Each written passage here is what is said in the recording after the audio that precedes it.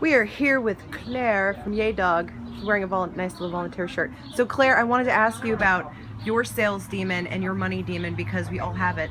Oh, yes, yes. Well, I definitely have had, I've always had the worried about how much to charge demon. That's been my money demon and sales demon. And you have helped kick me out of that. And Kicking your ass. Yes, exactly. And I really appreciate it. But for a long time, and when I first started Yay Dog, the first year or two I could charge a smaller amount and whatever, but then long after, I should have been raising my rates. I didn't raise my rates. Yeah. But here's the deal, and as you and I have talked about sometimes, I want to make money. Yeah. I have worked very hard to be a professional, competent, skilled dog trainer, and it's never going to stop for me. As you know, I always do continuing education, and I follow you around and look at leash work and things like that. My experience has always been that I didn't want to charge enough.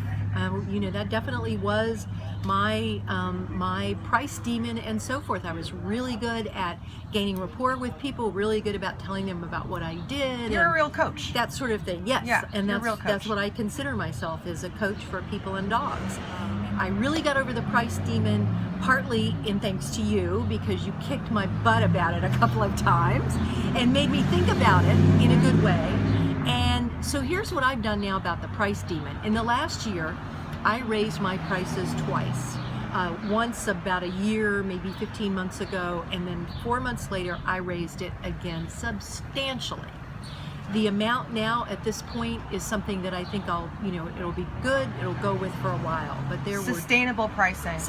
But there were two things. First, I was also bad about really not taking in count my overhead. When I go someplace, the time it takes to get there. I do continuing education regularly. I always keep working and studying and paying to go to conferences and things like that. Yeah. So that makes me do a better job, but it also costs, as you know. And then the other thing I realized was I work very hard at this, and I deserve to make really good money doing this. For my do-gooder side, of which there's a pretty big one, I volunteer. Yes, I can say I can volunteer with where I want.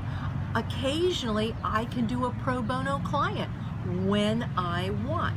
And so I volunteer on the education committee of the shelter, and as you know, I do a lot with Vets to Vets United, a service dog organization for veterans, which has been some of the most rewarding work I've ever done in my life with that. And so this is how I have changed how I looked at it, and I think it's really good, and it's working really well for me. Since I went the second price increase, I have had 2 people who chose not to work with me, and both of them did mention price.